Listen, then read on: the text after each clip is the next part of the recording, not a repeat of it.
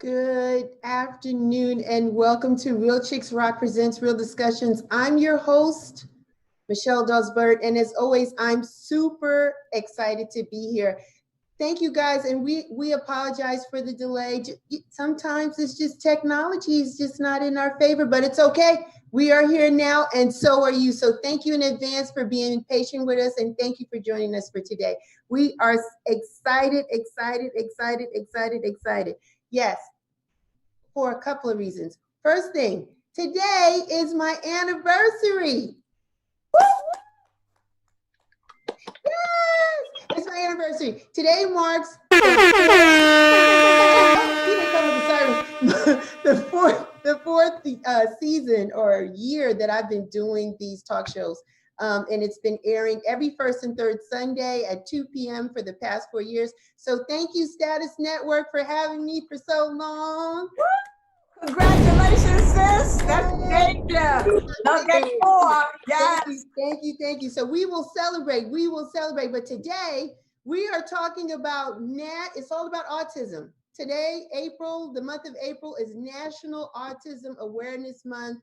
And I have some beautiful women here that are going to talk about their experiences in raising their children that have autism.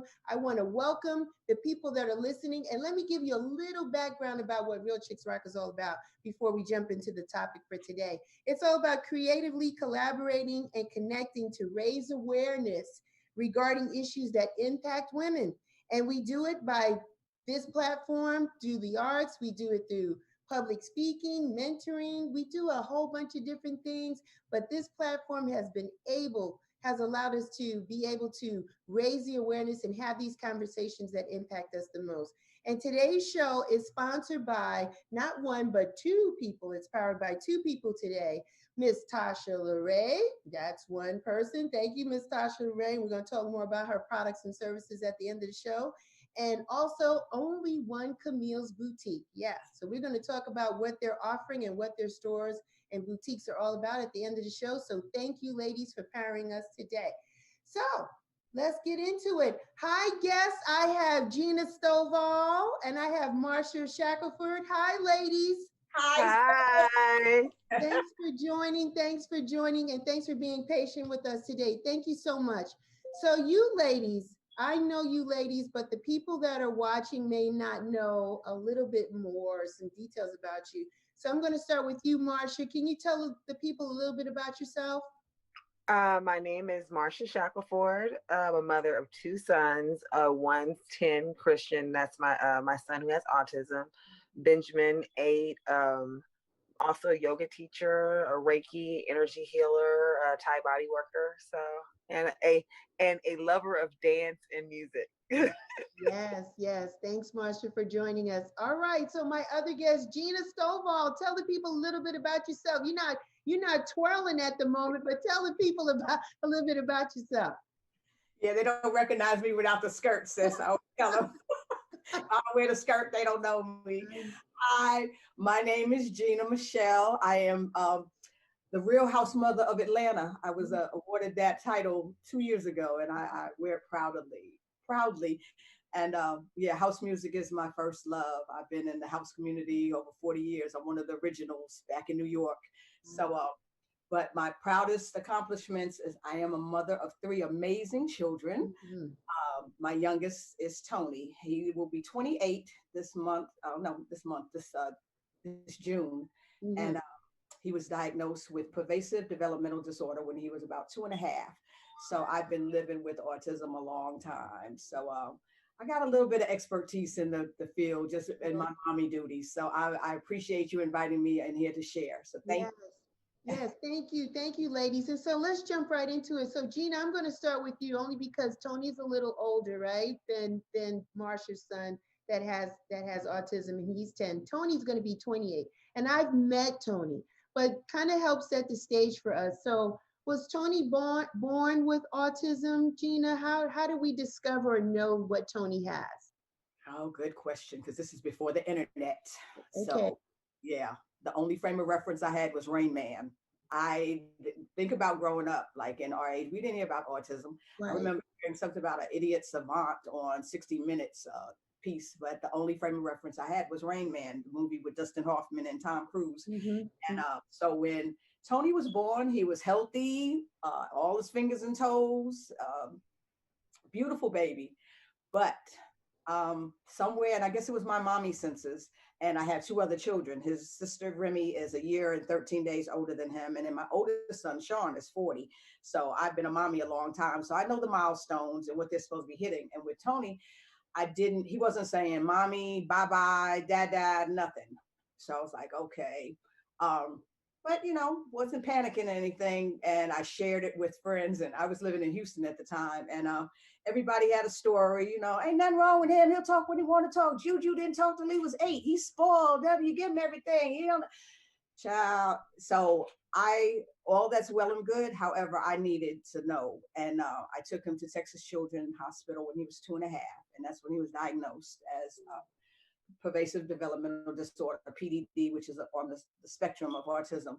And at the time, I think I was more thankful just to have a label. At least I knew I wasn't crazy. Like I did something. And so the earlier, the better. I got him right into, and then I had to hit like before the internet. So I couldn't Google anything. I had to hit the books. I was in the library. I researched everything I could on autism.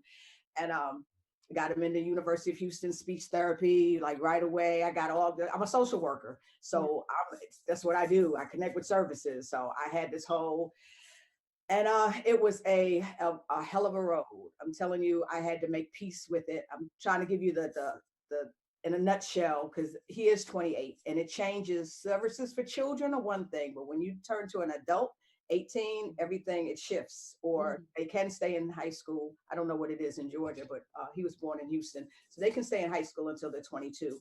But once they're adult, all services change. So I'm living in a whole different spectrum. I retired from my career of 30 years, social worker in the HIV field, a career that I loved and did well in, and was passionate.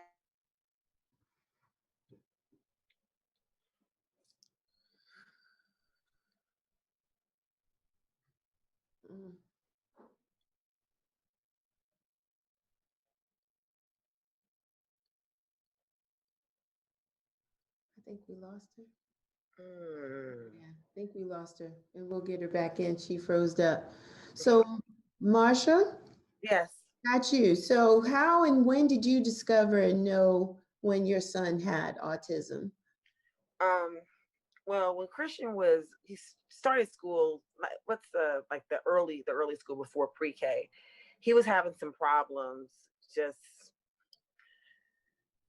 not looking in the eyes, just having some social skills issues. But not until when he started pre-K, when he started like regular school at the elementary school pre-K, did I really notice he had like severe issues. Christian would when his autism manifests where when he gets triggered, he has these big explosions. And he hits and kicks and punches and will just destroy a classroom and things of that nature. That started in pre-K, and by the end of the first semester of pre-K, they wanted to then transfer Tim to a classroom for kids with special needs. Had a meeting, and kind of felt kind of bullied by everyone that to make this choice to go to this classroom. And then something my mommy since told me, go to this classroom, go check it out. And most of the kids in the room were nonverbal children. So I'm like, my kid's progress is going to be completely stifled. So I worked it out where he was primarily in his pre-K classroom and in this classroom. And just over at that point in time, then I went to a doctor, had some testing done. I suspected autism. I don't know what it was, just I guess the mommy senses again. And by June, it took a few months for them to process it. By June, I got the diagnosis that he had autism. And it's funny what she said. Getting a diagnosis did feel like I was like, oh, okay, it's something, because at this point in time, before that, I have a child that I don't know what's going on with him. He's a really kind, sweet, thoughtful, smart kid. And then I sent him to school and he's exploding all over the place. And I'm like, somebody needs to tell me something about what's going on. So getting a diagnosis at least made me feel like, okay, we can go somewhere from here. Got you. How did it make you feel? So you got a name associated and tied with it. How did you you got a sense of relief now, right? But then Yeah. you have to kind of change how you work with your son now. I mean, how did that feel for you? Yeah. So it felt really overwhelming, because what happens is you do all this testing, then they come in, they give you this big packet.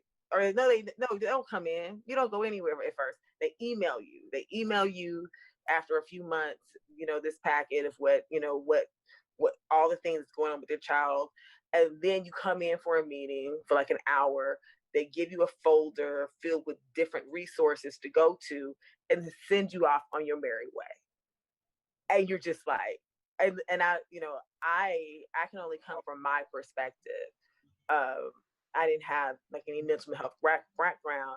I froze. I felt very overwhelmed. Offered me a job. He said it was time to get back on the horse. Hello? Yeah, we're here. Okay. I felt just really overwhelmed when I just got this packet. I'm like, what's going on? And I think it was really kind of slow moving with me, like really getting him the help, because the next year I went to a different school with a different special classroom, and he was fine. I mean, he was perfectly, no outbursts. He grew. And then in second grade, he went back to the old school. He was fine. And then kindergarten, and then first grade. Kindergarten and first grade were breezy years. There really wasn't anything that showed he had autism until second grade, and the outburst started again. And then I got caught in the cycle of trying to figure out what to do. And for the longest time, I was working with the school and doing EIPs and all of the different things, and taking him to the doctors. But really, until this year, I feel like I kind of felt like I was spinning my wheels and not getting a lot of traction going forward, with being and with feeling empowered to help him. I kind of felt stuck. Yeah. Well, I think we can welcome back Gina. Gina, you're back. Woo, I'm back, sis. Awesome. Great. Great.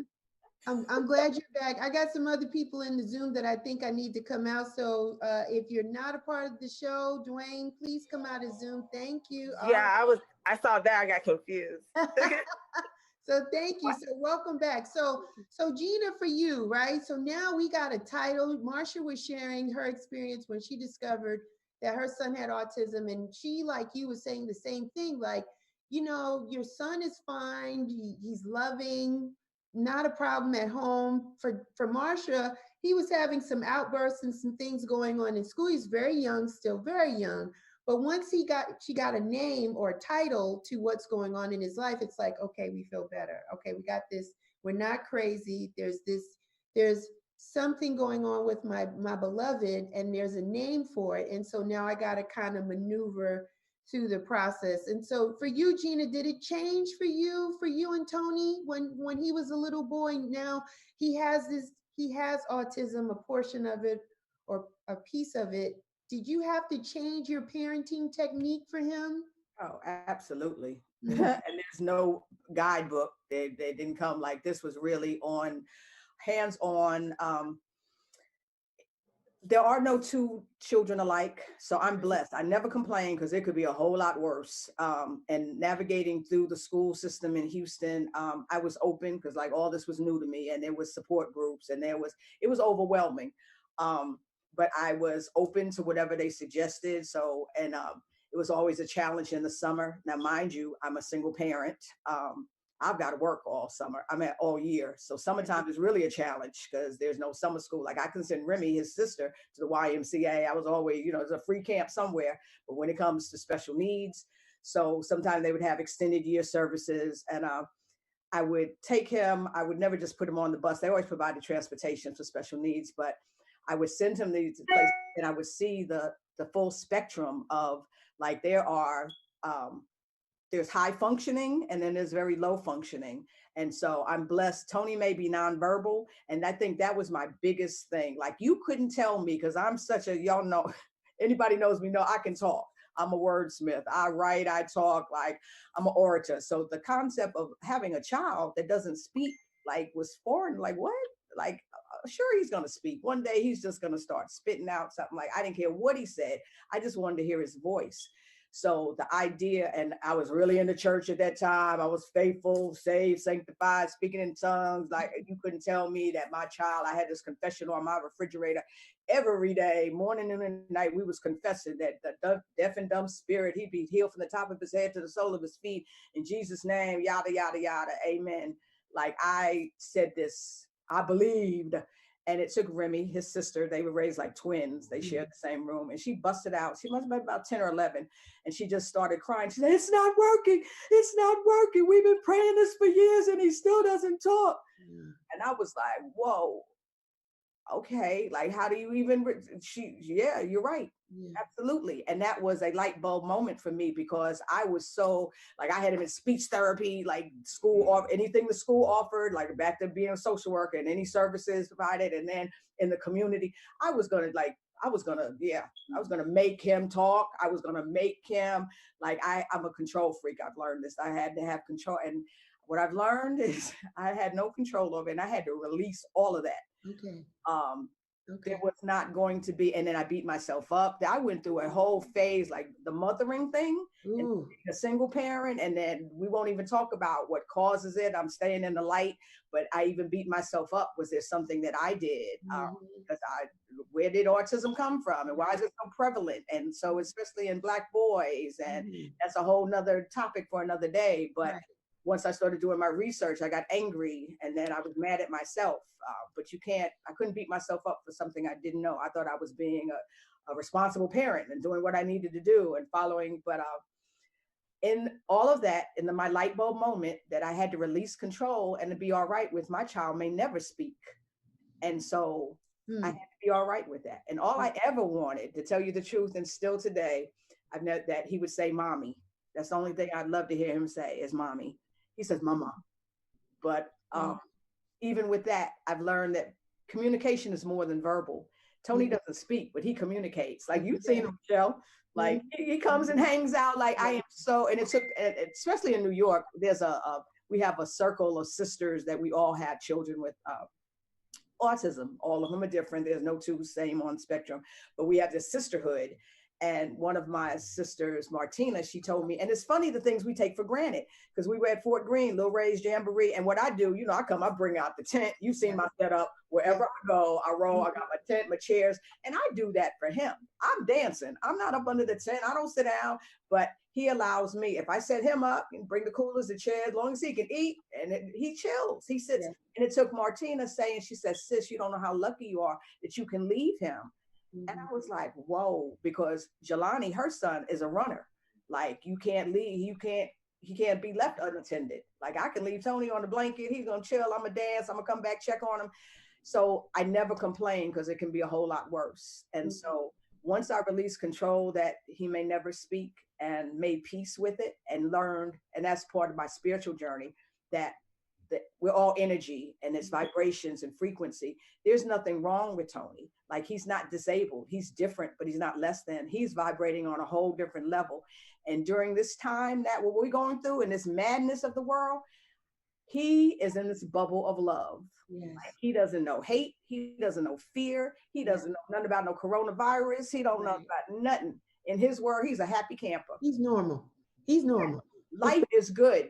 Life is good. I love his world. We live in his bubble a whole lot. I love his bubble. Not a whole lot of talking, but it's a lot of communication. There's a whole lot of love.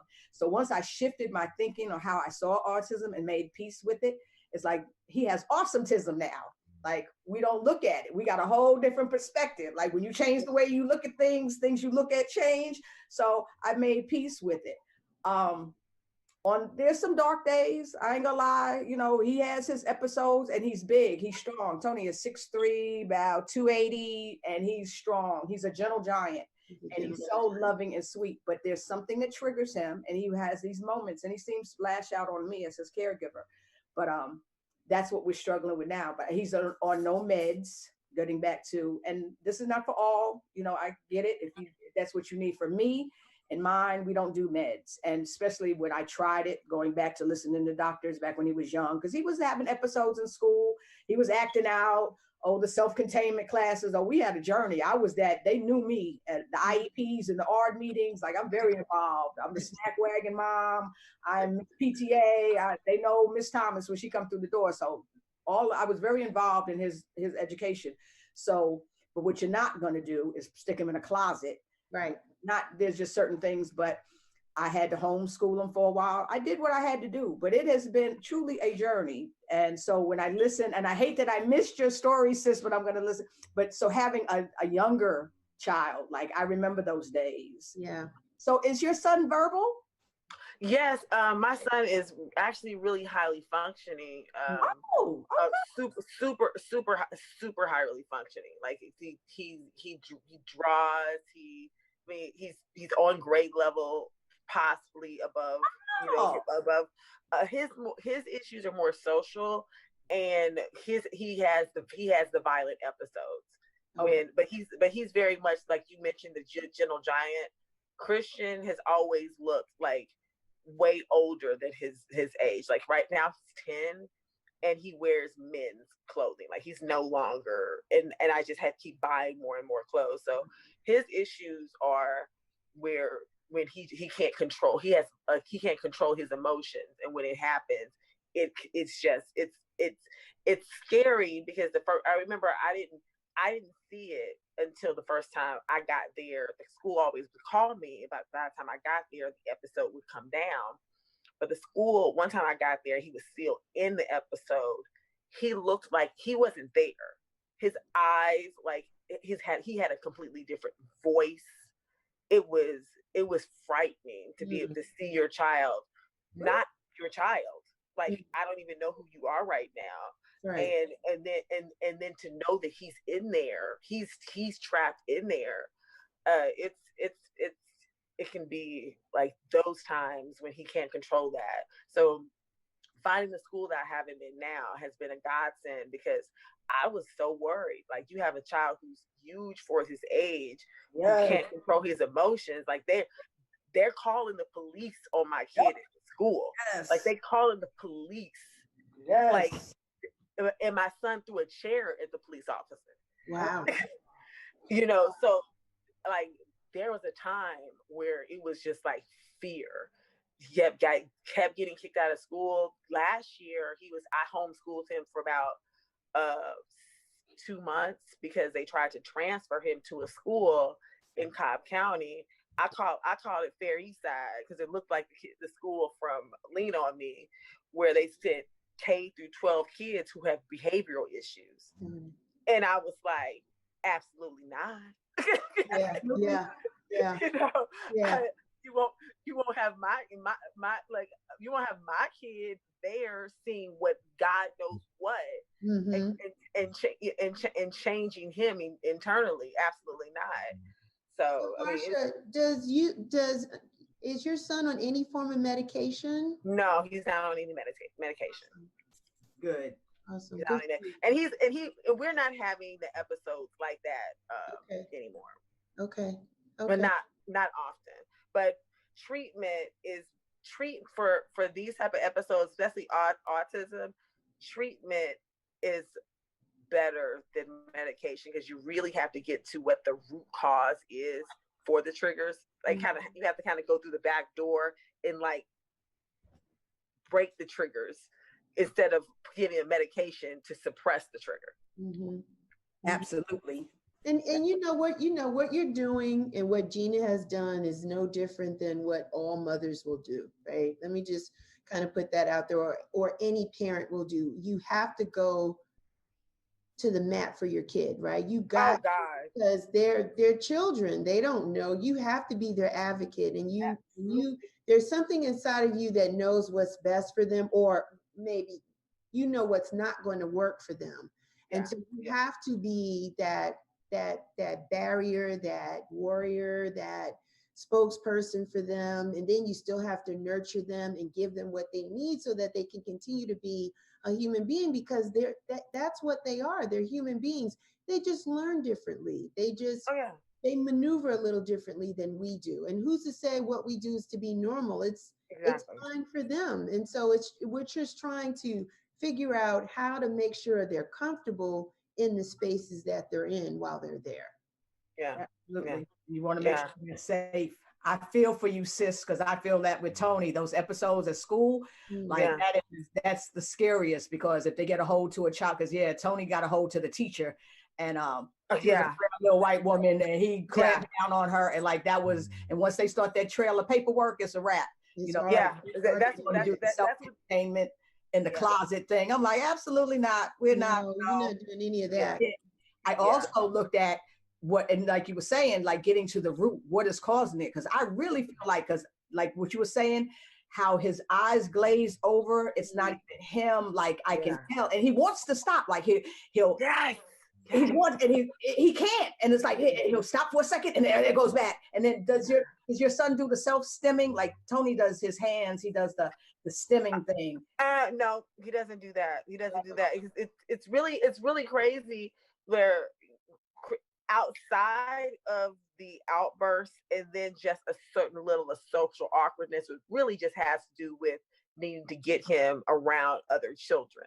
Like he's in a school. I have him in a wonderful school now, Jacob's Ladder, that has an amazing program. Like with the first phone call I had with them, like after calling school after school, telling them what kind of, calling these private schools, telling the issues, and they're like, oh, violent behavior? No. Right. Because there's so many children, there's so many kids with autism now. They don't have to take the violent ones. Like we don't have to deal with that.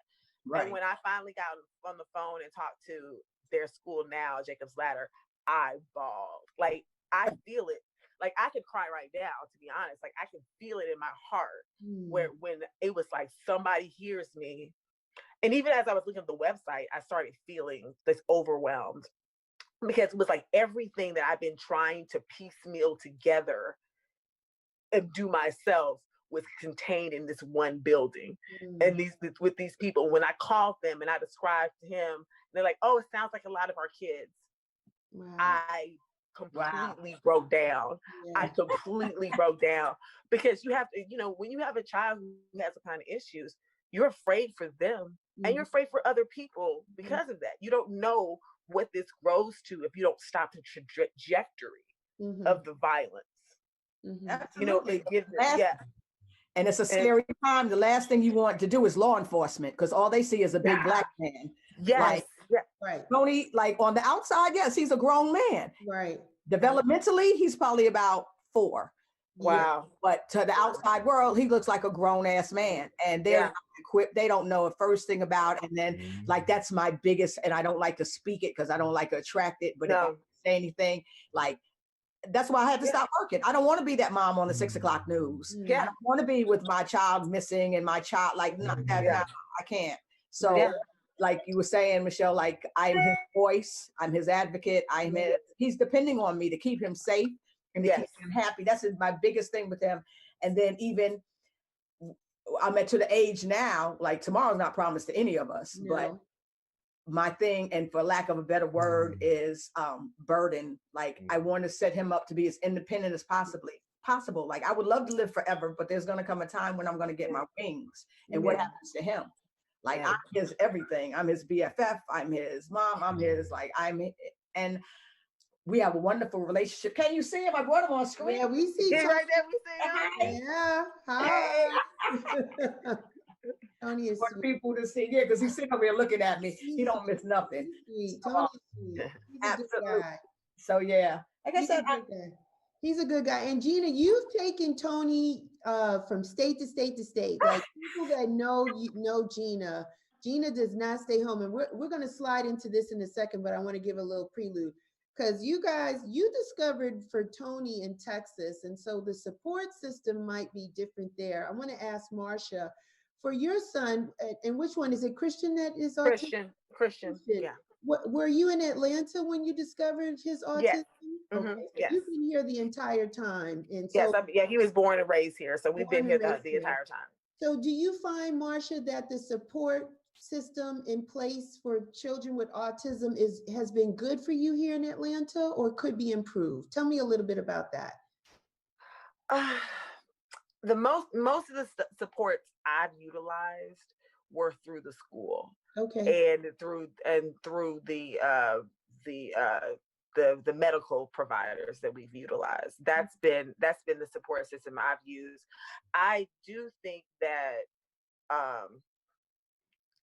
if things were more centralized for parents who are dealing with children with special needs, where everything was kind of like, here, this is all you need to know, and this is how you go about doing it, I think it would be a lot more helpful, because everything's so spread out. You have to go on such a dig, and when you're already kind of under the water dealing with your kids, it can be difficult to be able to pull up to reach for those other services. So outside of the educational system, but now my kids are in private school, and then he has a doctor, a specialist as well. So now we're in a good space. But in terms of outside care, like government stuff, we haven't really taken advantage of anything. All right, I'm gonna switch over to Gina. Gina, I know you go to Texas, New York, you lived in Louisiana, New Orleans, and you take that baby with you. Tony goes with you when you so I want to talk to you about it, because I think you might have shared with me at one time you're able to get the services that you need for Tony more so in New York than in Atlanta, or is that still true? Or tell me about that. Absolutely. Being a New Yorker, we take things for granted. Yeah. I did not realize, like I said, being born and raised there, we just, outside of New York, like if you have disabilities, that's the place you want to be. Okay. They just offer more. They have a program that actually, it's Medicaid funded, but it pays the, instead of having a stranger come in your house, they will pay family members to take care of your elderly parents or your adult disabled children. So it's a godsend, because on paper, I live in New York. That's I got you. That's how I tap in, and if I actually was there more often, because I go back and forth, so I go and that's where all of his appointments are. I use my New York address just simply because like I can't speak, like, because like I said, adult services are totally different. I tried the day habs. They look really nice on the brochures. However, when you go and visit them, like, I live in tears. It breaks my heart. And I'm just not going to be like, and you may see them sometime, and not saying it all, there may be some good ones. I don't know.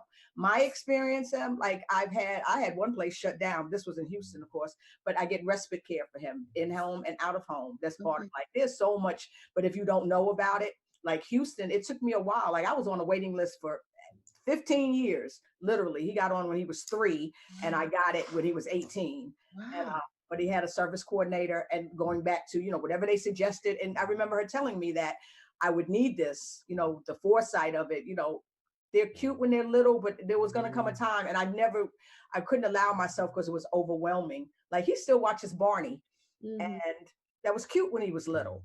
Was it going to be cute when he was 30 years old, a grown-ass man still watching Barney? Right. Absolutely. It's fine with me. Like, I'm so past that. I'm saying my mindset back then, like, I couldn't think that far ahead. Now I'm there. And so I took it one day at a time, but I had the foresight to see this waiting list that he would need it once upon a time. And it took, like, 15 years, literally, because it goes back to funding.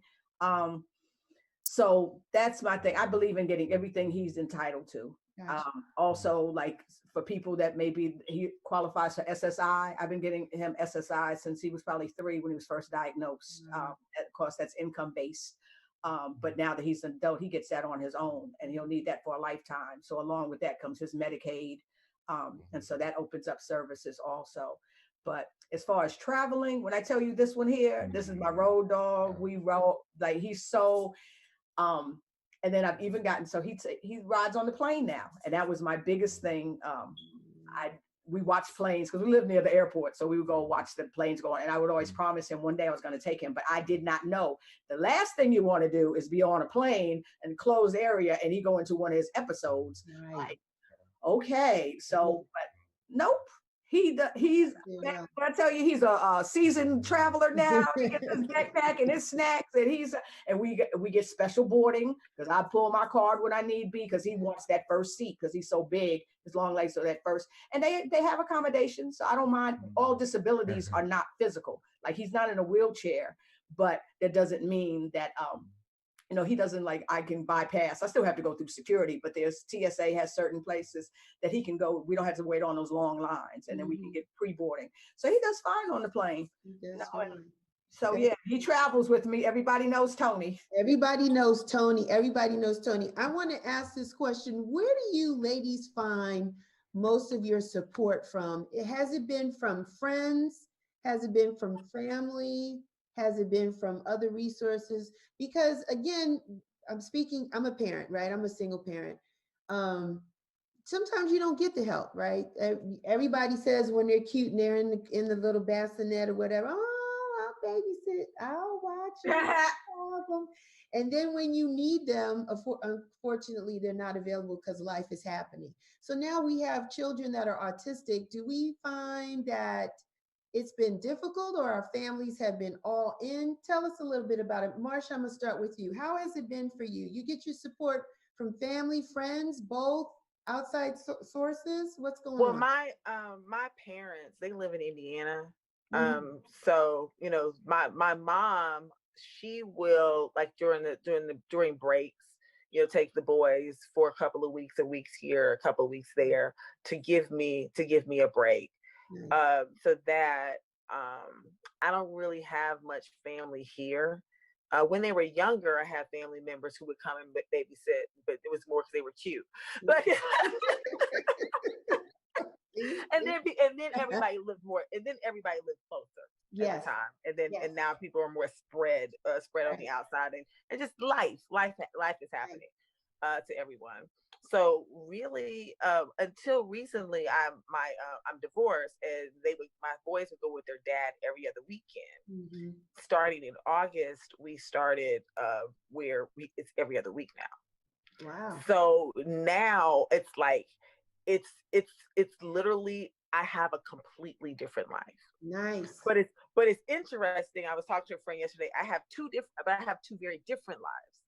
I have this yogi businesswoman, Marsha life, right? And then I have mommy life, especially now with the COVID, where no one's going to school, everything. So it's like I have this very zen and still kind of working and moving action life without the kids. But then when they're here, it's like, whoosh. Yeah. So but to be the point. Yeah, I didn't receive a lot, not being from here. No, I haven't had a lot of support. It's been kind of us, until more recently with his dad playing a much bigger role. That's added a whole nother layer of relief.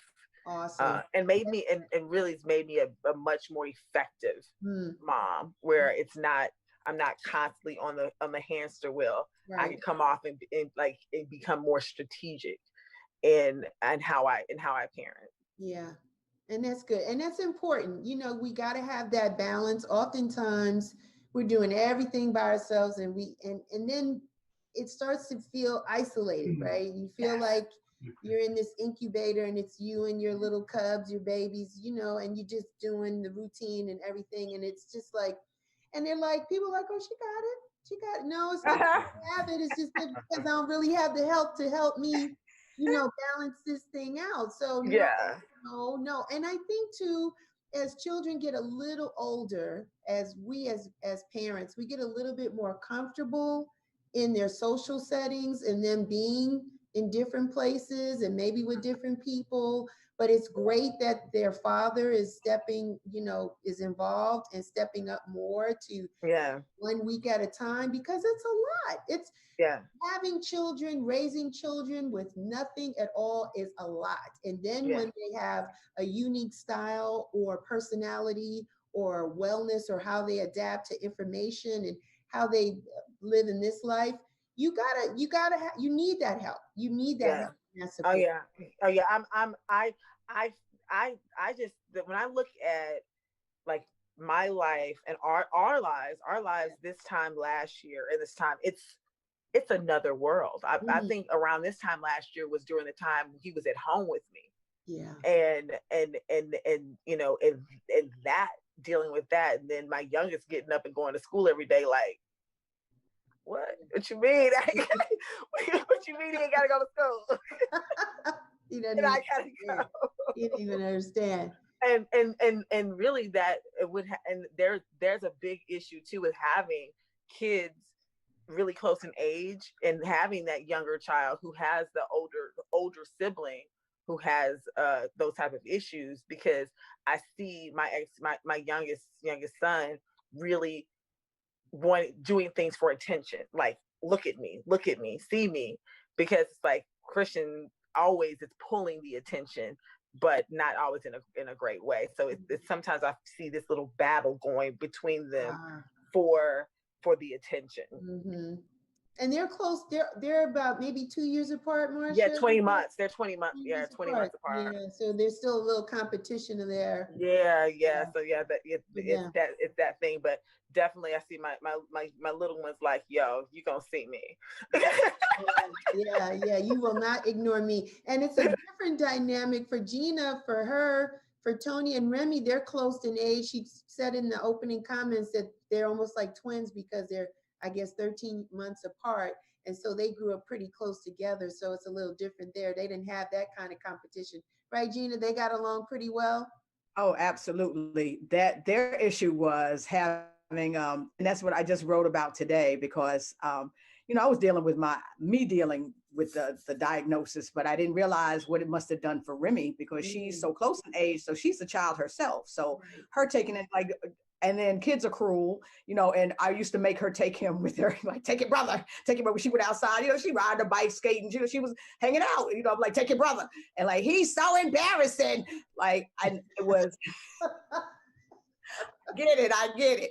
However, but I had to, and I remember getting the Maria Shriver's book, What's Wrong with Timmy? But so she would understand children with disabilities, because the only thing I had was that's the way, so she could explain it to her friends, like, why doesn't he talk? And so that's a good question. So, just that's the way he was born. That's why God made him. He was special. But their relationship was always so close, but she was always the mama bear. And she still, and initially I wanted to keep them in school together. And I realized that wasn't fair to her, because my thinking initially was that she would be his mouthpiece, because he can't talk. I was always very protective of him. I'm the mama bear thing. And anybody picking on him or whatever, but I was blessed in that. Like, nobody ever picked on Tony. Everybody loved Tony. Like, he had some classes, he was mainstream, and I never got that bullying type of thing, but that was Remy, she was so protective. And I realized keeping them in school together was going to be a distraction for her. I don't want her fighting his battles. Like, I don't want her always had to protect her brother. So they ended up going to different schools. And anyway, I would always make sure Tony got to the best schools. I was that mother would scan a bill. I saw that poor woman went to prison. Like, if they only knew, like, I was that mom, like, wherever they had the best services, that's where he was going. I'd ride around the neighborhood, give me an address. For a couple of years, the mail went to the pool house. That my mail was probably floating around in the pool. I did what I had to do. I was queen of scanning the bill. I did what, but telling you all my secrets. But absolutely, their relationship, and now, that's what I look at it. They have a very, like, he loves his sister and he carries her picture around, and because she's back in Houston, so they can FaceTime each other. And he's so daggone smart. Like, that's why I didn't know how to work the computer. Like, she gave me her old laptop. He uses it all the time. Like, I don't even but he can FaceTime her. I showed him how to do it one time, and he can do it by himself. Like, he can work the computer better than me. And that's why we know he reads. He can work the remote. And then if he doesn't get my attention, he writes it. He writes, he reads. And like I said, my thing is just him being as independent as possible. And I'm at peace with it, because going back to the support system, when you asked about it, I have no family in Atlanta. Right. I had no family in Houston. I moved there. My husband, he got out the Marine Corps, and we took I-10 from California. We were going to Silver Springs, Maryland, but I-10 takes you through Houston. Yeah. Texas, I thought cowboys and tumbleweed, like, who wants to live in Texas? Like, but my favorite cousin lived there. So like, all right, we could stop to see Tracy. That turned into 22 years, the cost of living, the job market. But I was pregnant with Remy at the time. And I was a secretarial skills, my shorthand typing, I could get a job anywhere. So my husband was a cook in the Marine Corps, so he was a chef. So we stayed in Houston, since divorced, and listening to father stepping up. That sounds so good. Like, I wish, when I tell you, I had to file child support, and along with child support comes visitation. And I hardly get child support, and he's picked them up as many times as he spent the night with y'all. That's as many times as his father has gotten his children. So I've done this single-handedly. And my greatest gift is my oldest son, going back to Sean, because I had him as a teenager. So there's a 12-year gap between him and Remy. I go 12 years and I go 12 months. Like, that's my big gap. Wow. So Sean was old enough to watch his brother and sister for me. Like, literally, he allowed me to go back to school, because first time I went to school, I went to Loyola. I was a business major. I found out I'm a people person. I went back to Texas Southern. I became a social worker.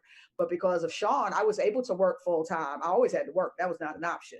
But I was able to go back to school, and I was able to travel, because I was a director of youth services. I've been in the HIV field for 30 years. That's back when it was a state of emergency. Clinton was in office. So I traveled. I went to conferences, and I was able to do that because Sean held it down for me, for his siblings. Until this day, I call them Team Gina, and we all we need. And until this day, they still, although Remy and Sean both have fabulous careers, they travel. Like, she's a fashion stylist and her doing her thing, and he's in entertainment and he does it, but they always come and they'll give me a break. Because other than that, like, I have nobody in, like, only people I know in Atlanta is the house community. Yeah. I don't have anybody that I could leave him with. Like, so I've just sucked it up, and you do what you have to do, but it can be overwhelming, like being a full-time caregiver. Yeah. Yeah. It's very overwhelming. It can be. And you ladies are doing a phenomenal job in raising and just being so supportive of your children. And this conversation is going to help a lot of people. I want to ask you, Marsha, because Gina mentioned that she felt there was like guilt, like why is this happening? And Gina was a little younger, right? It's safe to say, when she had Tony, and she's grown a lot in her walk and her responsibilities, and she's a control person. These are all the things Gina's saying today.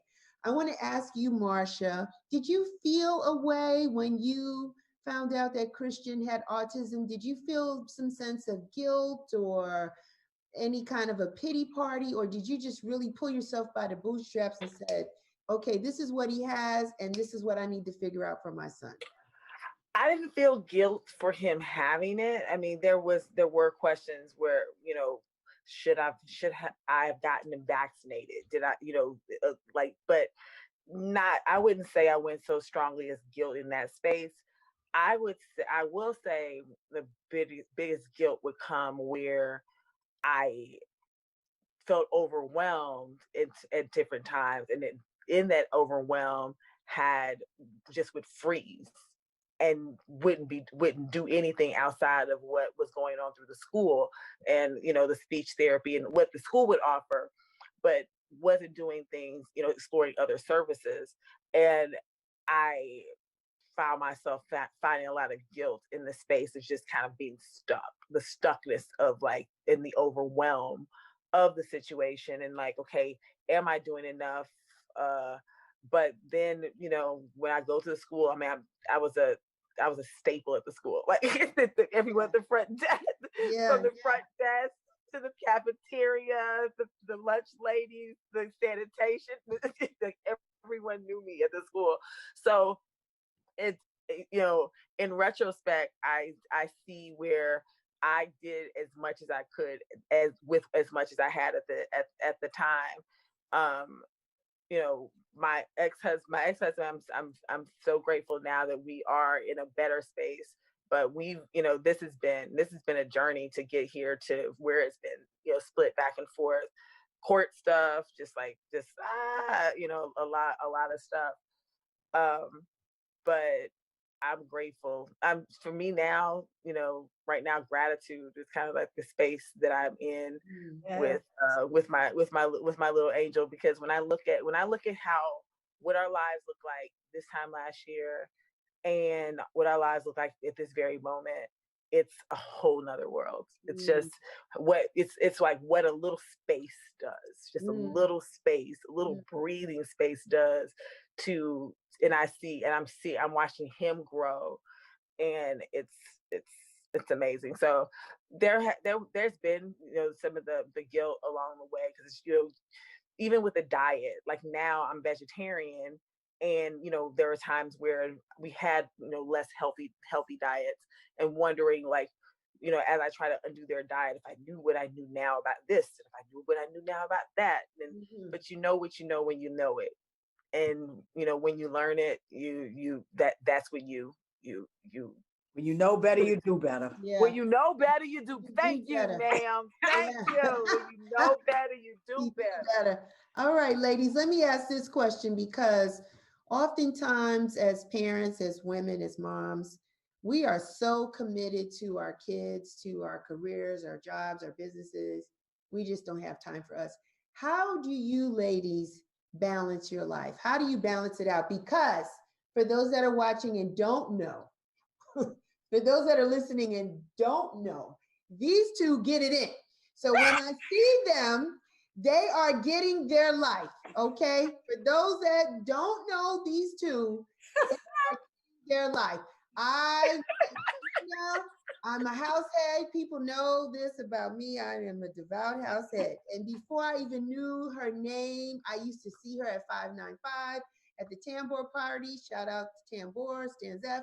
And she would be in the back, in the corner, just dancing unto the gods. You would have never thought she had 3 children, especially one that had autism or any type of disability, getting her life. That's Gina. Then, before I even met Marsha, Marsha was wearing my t-shirt because I was partnering with Nina Ananse, thank you, Nina, at House in the Park. And I took a break to go into the pavilion and get my life. And she sold my t-shirt, Real Chicks Rock, to Marsha. And then I saw her in a picture of it. And Marsha was wearing my brand before I got to know who she was. So I say all that to say, these women get their life. So how, ladies, do you balance it out? Marsha, I'm going to start with you. How do you do it? How do you balance it all out?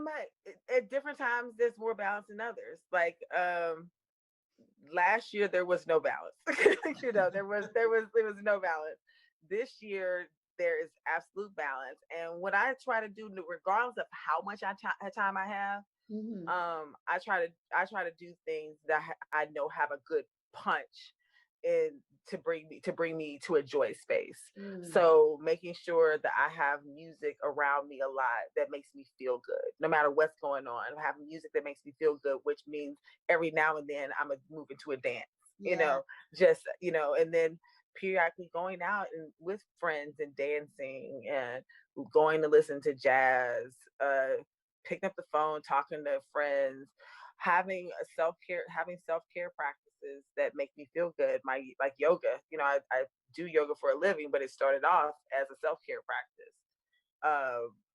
Dance, fitness, giving myself hot oil massages, just if I'm stressed out, to just kind of relieve my nervous system. Just having eating my muffins on China, just like this little things, you know what I mean? Having chai, I find my things. I've really worked to like know myself, to find out what really can you do to make yourself feel great? Like, what is the thing? Like, you can do this other thing that's a lot of time or money, but you know, drinking this chai is going to make you really happy.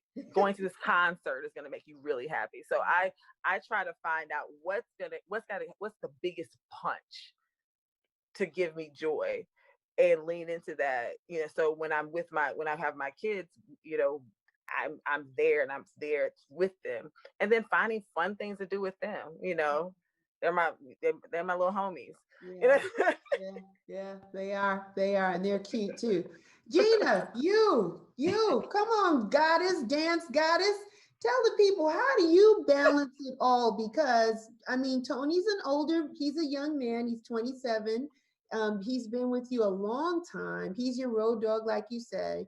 But how do you balance it all? Because you know, you have been blessed with Tony, because at least at the outdoor festivals, and we may not see them this year, but previously I would see Tony out. He would be clapping, dancing, playing the music.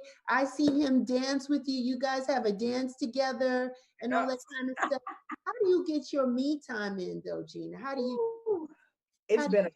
It's been a journey, the balance thing. And it's funny because my oldest son told me the other day that he realized that I raised him. Most of the time I was depressed.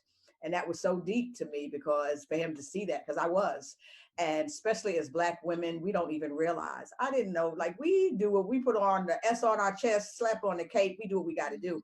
I remember taking Tony to the doctor, and I love his doctor. And I'm taking him for him. And she looked at me and asked me how I was doing. And tears just started rolling. Like a simple question, like somebody asked me, how am I doing? And like, she realized that you're depressed.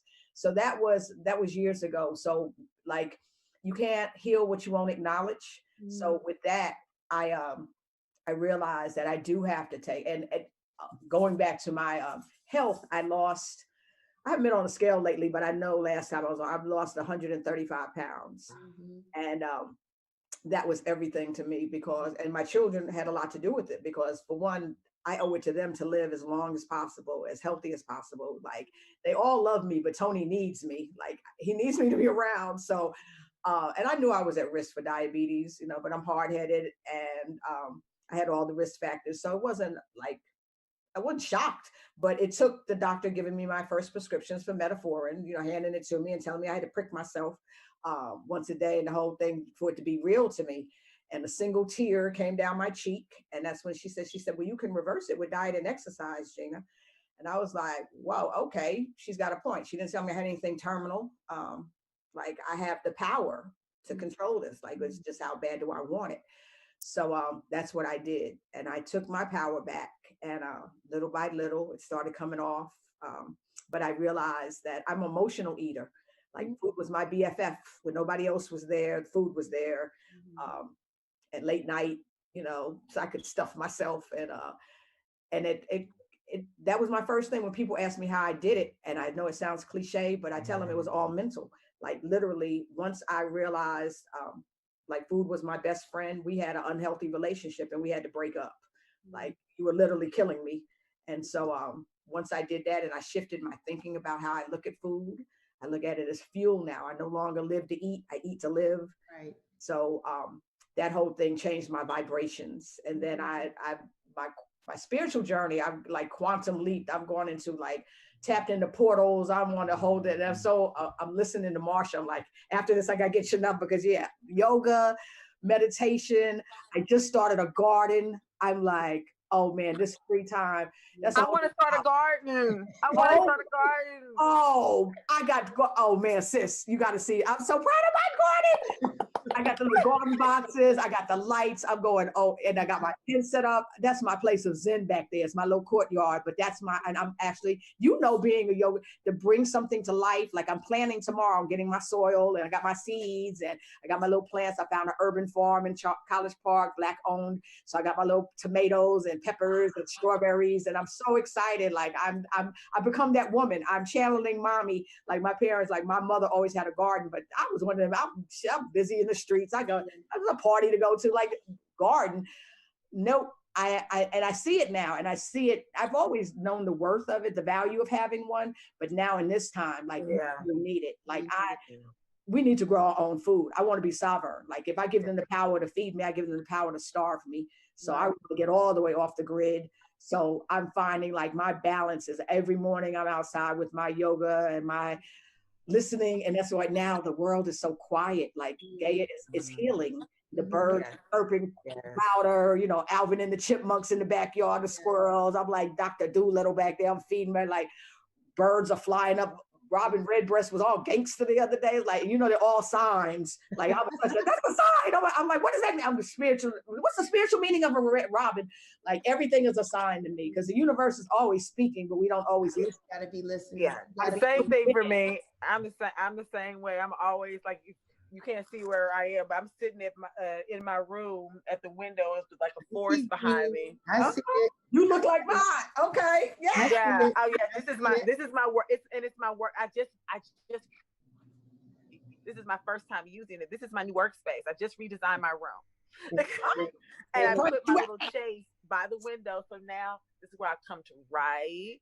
This is coming to work on my business stuff. I'm like, oh yes. And there's 6 deer in my neighborhood, 3 adults, 3 babies, and they're always in the backyard. They're the back here. They're sometimes in the front yard. So yeah, I'm the same way. I'm always like, what is this animal mean? Is this a spirit animal? Like I'm the same way.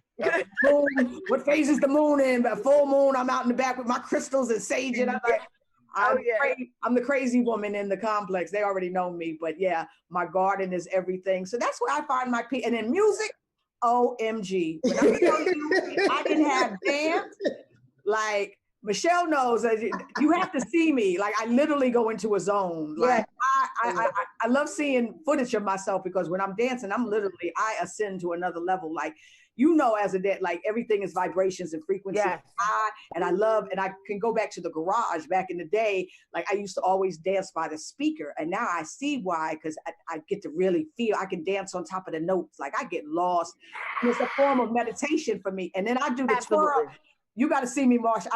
I'm known for my twirly skirts. I have a collection. I literally have 42 twirly skirts. Oh, I didn't know it was 42. Wow.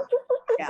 And they become my brand. Literally, they become my brand. People know me and it's amazing. Like when I went to Chosen Few, never been to Chicago, I went by myself. I travel. I like my company. I have no problem. Like social distancing, this is really not bothering me. I've already been through my cocoon stage, my analogy when I was the caterpillar, cocoon, butterfly. Yes. I've gone through the darkness. So now I'm able to be the light.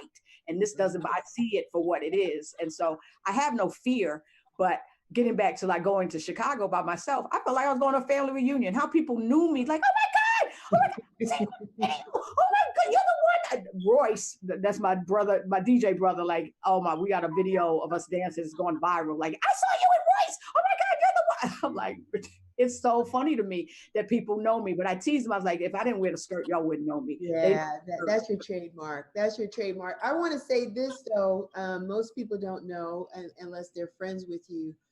You did experience a fire though, a couple of months ago. Oh yeah, it was actually next door. I live in townhomes, and going back to Tony, I left. And because I can leave him, I'm fortunate that he was sleeping when I left. I only went to Dollar Tree in the library, would drop my book off in Dollar Tree and was coming back home. I wasn't going 45 minutes. And when I was gone, I literally to my truck, and my neighbor on the other side, I live in townhome. So the townhouse next to me was on fire. But my other neighbor, like on the other side of me, when she called me, and I'm just so glad she has my number, because literally I've been here 8 years. I really don't know these folks. They come and go, like, you know, I wave, but nobody has my number. So, but she called me and I thought she said, your house is on fire. I started screaming because all I could think about was Tony. Tony's home by himself. Like, he doesn't have a clue.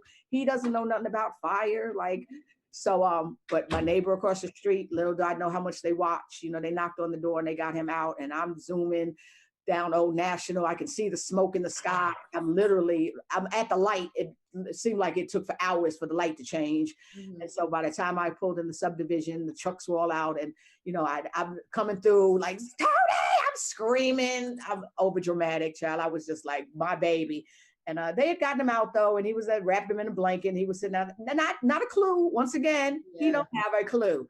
And the world around is burning down, and he's a happy camper. But it was next door. All I think with me, I got smoke damage. Lord knows the smell, woo-wee. And some water damage, but nothing, nothing major. No. So it wasn't really my house. It was just next door. And I couldn't stay. Like the first couple of days, the smell was so heavy. Like I have asthma, so I couldn't even stay in here. But since then, it's aired out and cleaned the carpet and life is good again. So That's good. That's good. We're glad that you I got. appreciate it. Yes, you were one of my angels that came. Thank you. You're welcome. You're welcome. We're glad that you're fine. I want to ask this. Do you think now that everything is on the internet and we got social media groups, do you think that the groups that are out there could help mothers that have autistic children? Have you guys ever experienced those or tried those out to get a space where you can express yourself or maybe get some type of help or suggestions? What do you think about that? I think that I haven't participated in any of the groups, but I can definitely see how they could be helpful because when I have had times when I was reaching out for information, I would have people that I would plug into. I would reach out to someone and then they would share. And I've done it like on social media, Facebook, like, do you know this? And then just on my feed, different people have tagged and brought people, and then calling various people, I've been able to find resources. So, but I'm sure being in a group of people who were having the same experience as I, or, in different ways at different points on the path would be, could be helpful. I just haven't found one. Okay, fair enough, fair enough. I want to ask this for both of you ladies. What would you like to see different for your child? Like, Gina, you said several times in the conversation today about not being here forever. So what is it that you would like to leave in place for Tony? How would you like to see him function? As independent as possible. I've never wanted him, like, institutionalize him was never an option. We've come, like, he doesn't qualify for that. Only way I would have done that to him if he was in danger to himself or others, like if he was harming his sister. We've been fortunate with that. The way I see him is that his brother and sister, like Remy has to, it takes her, because like I said, I don't want him to be a burden, quote unquote, just for lack of a better word, because his brother and sister, they don't have any children. They're living their best lives. And this is not, but because of their love for them, like Remy said, my brother will always be with me. Yeah. And I'm like, well, you have your own family. And she was like, they'll have to understand my brother will always come first. And I believe that. And she's making it so that I want to create, like, to leave them, like, he's independent enough that he could be at home and just have somebody come in and do his meals, because I don't let him touch the stove. Like, he can make a peanut butter and jelly sandwich and he can microwave some popcorn. But other than that, I don't let him cook or anything. So if somebody could come in and do his meals and like his toileting, because as independent as he is, that was an eye opener for me also, because I had to get him assessed. We did assessment, and he's the smartest he is because I prompt him. If I I say, Tony, go brush your teeth. Tony, take a shower. Tony, if I tell him to do something, he'll do it. Left alone, will Tony get up and brush his teeth? Will Tony get up and take a shower? Absolutely not. So that's my thing. Like, he's not as independent as I would like for him, that I think he is. He's independent because I tell him to do it. So that's my thing, like, just to have somebody come in. And I think my oldest son and my daughter, that when I leave here, that he'll be in good hands. But that's what I like to see, more services. Like, I don't know how parents do it. Like, really, like, you can't work. I don't know what they expect you to do. Like, they're people. Like, what are they? As long as they're in school, they're fine. And after they graduate, now they're adults. Like, now what? Yeah. And you may see, like, sometimes you may see like van loads of them. They have group homes, and there's different. And I'm not saying they're all bad. However, that's not what I see for my child. Yeah. So I never want him to be in a group home setting or institution. Like, so I want to be able to keep him home and just have, a home health care attendant come in or something like that. So that's my vision for him. Got you. Marsha, what would you like to see for Christian? I think what I'd like to see most is just more services that are bundled, more streamlining of how services are given, where it's not here, there, and everywhere, where they can go, they can have their assessment, and then kind of like, kind of like a flow chart. If like, if this here, you go this way, then you go that way. And then it's all kind of under one umbrella. There's the Marcus Autism Institute, but I mean, they have like a 2-year waiting list. So just having, so just, I just want to make sure he has what he needs, and that it's not such a difficult task with going to so many various healthcare providers who aren't speaking to one another. Yeah. Where it's more of this is a treatment plan. Mm-hmm. We're gonna go. This is what's going on. We go about we have a treatment plan. There's more of a process. I like to see it more process driven. Got you. Last question for you ladies. Any encouraging words or words of inspiration that you would share to other moms that have autistic children? What would you say to them?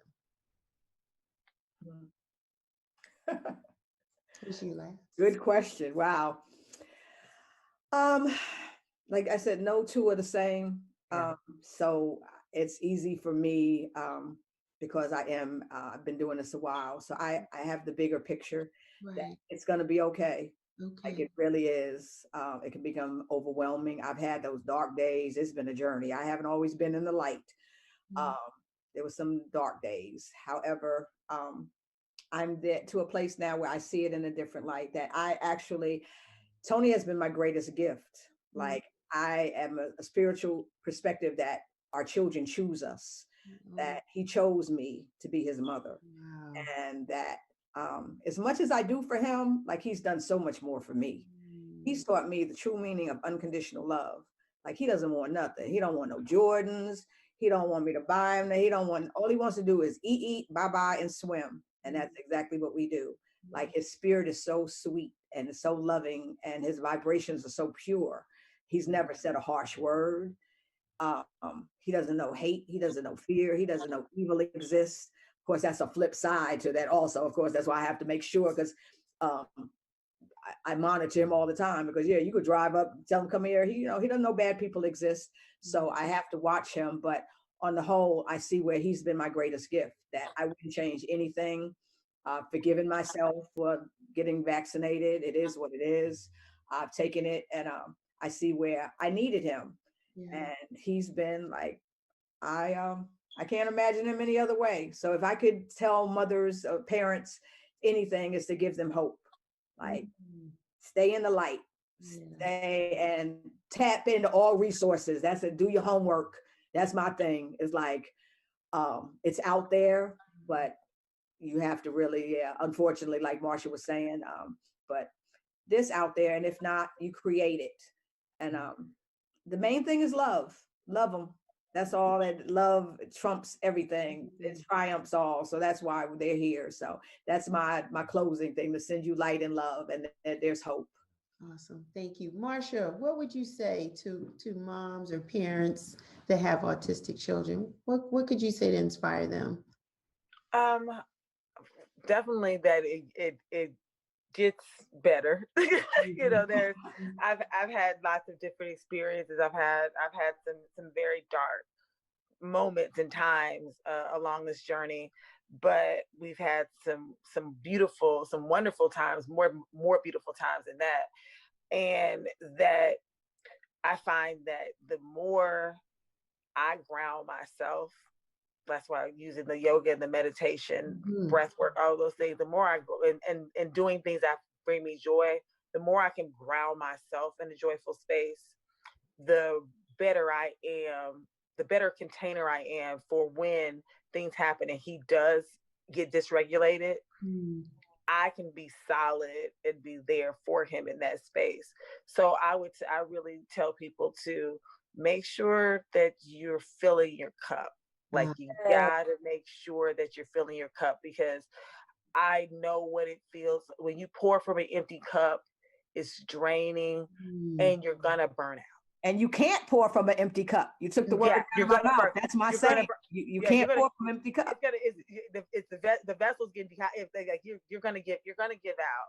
Yeah. So and just ask and ask for help. Like I found there have been times where it's just when it'll be when something will happen, it'll be like in a period of big overwhelm.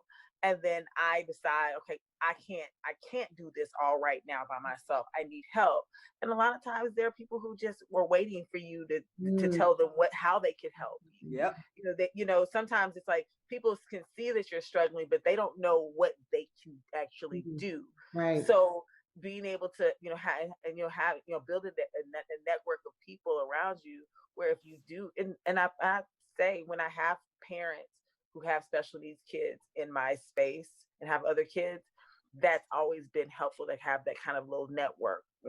I've had a lot of friends move out of town, but when you have friends with kids, you have that network, it seems to be helpful as well. Okay.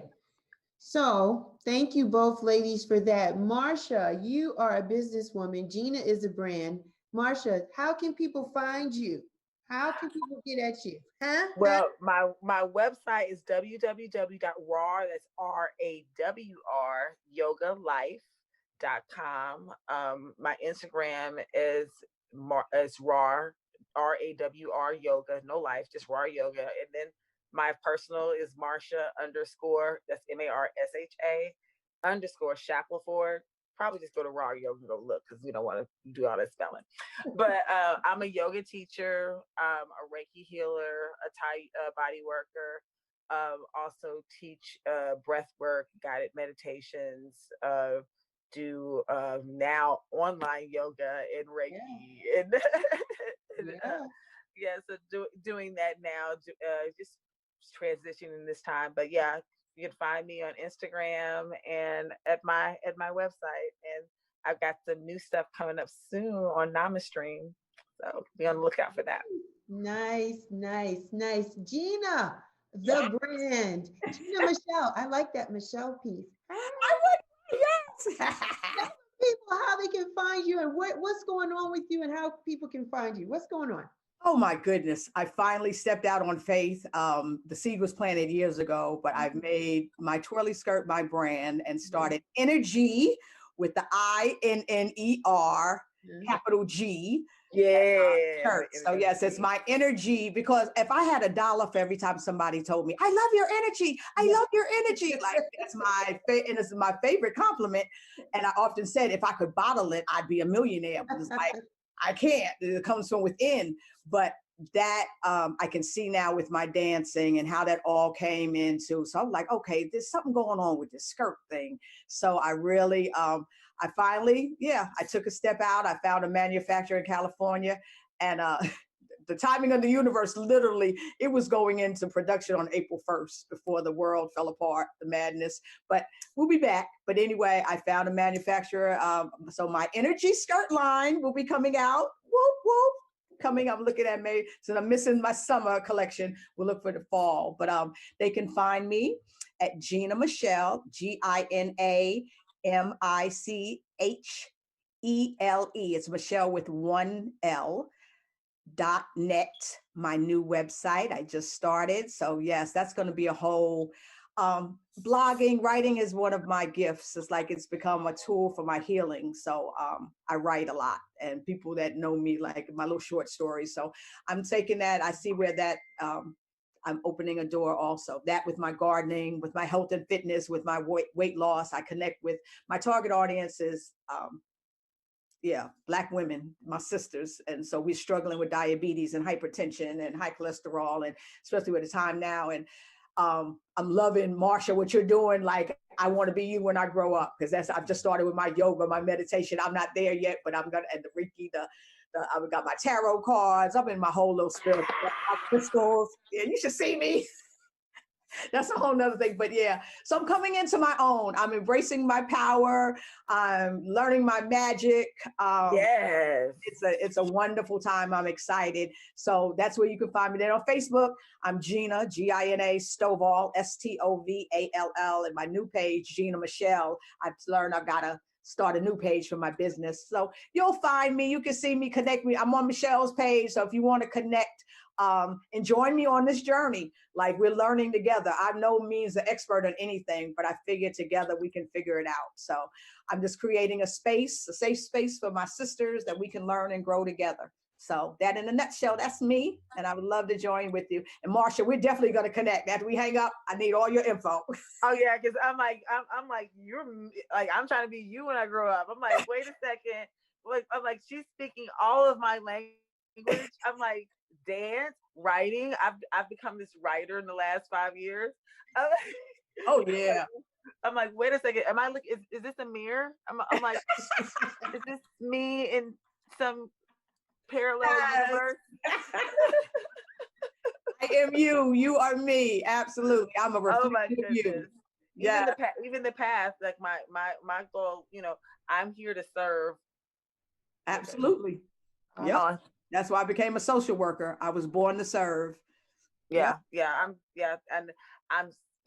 I love this journey. Something's happening with the thing. I don't know if Michelle's still here. I'm back. I only see. Oh, there she is. I'm like, okay. I'm back. Internet. This is the. Thank you, COVID-19. So now everybody's totally dependent upon the internet, and so sometimes it just kind of loses its way. But I'm back, and I think one thing I like about doing the show is that my guests connect. And you guys are connected. You guys like each other with or without me, and that's the greatest thing about this show. I'm like, we didn't even know you were gone. I did. I saw the thing that said "Real Chicks Rock" left the meeting. I was like, I don't think that's supposed to happen. No, that wasn't supposed to happen. I said, well, let's just keep on talking. Yeah, you did the right thing. So I am back, and so everybody knows where you guys can be found. I want to thank you, ladies. And so before I leave, a couple of things. Like I said at the beginning of the show, today's show was powered and sponsored by two great ladies. And I just wanted to shout out their businesses and thank you so much. My first one is Only One Camille Boutique. Jack, hit me off if you can. So we talked about energy and crystals and just everything is important. And so with the times that are going on right now, so it's really good that we try to stay centered. We try to work on ourselves and continue to put things that we need inside of us to keep us level-headed so that we can deal with everything that's going on out and around us and outside the world, outside of our doors, especially since we're social distancing. So yes, Jack, can you go to the pictures? So Only One Camille Boutique is specializing in crystals, noni eggs, as well as she's a traveler. She's a world traveler. She's got some wonderful photographs that she's marketing and just trying to get us in those spaces while we're here at home. We also have this salt crystal lamp that she's also marketing. So please check her out. She can be found at Only One Camille on IG. I know we all need some crystals. We need that positive energy, get rid of those antioxidants and those toxins that are in our bodies, kind of get more familiar with that.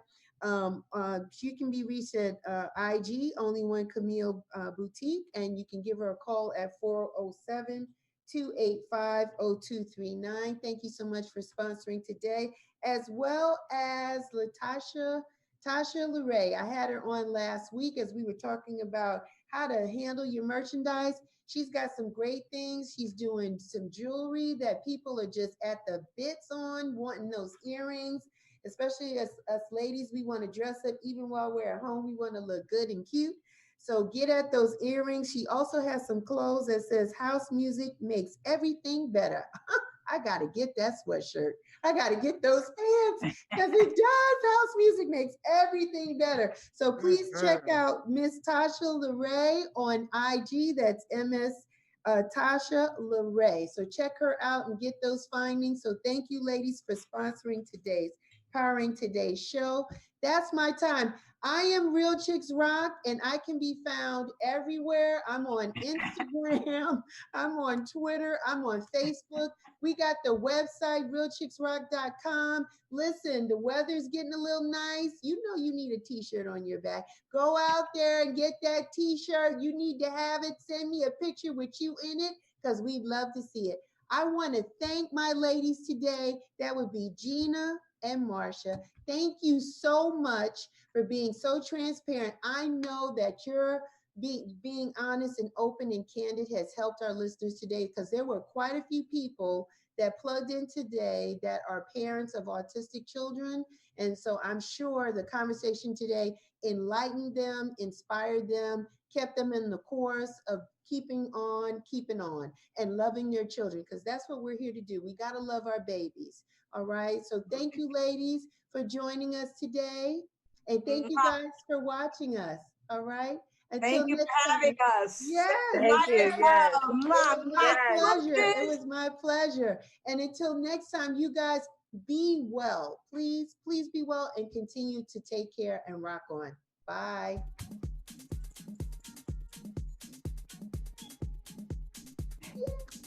Yeah!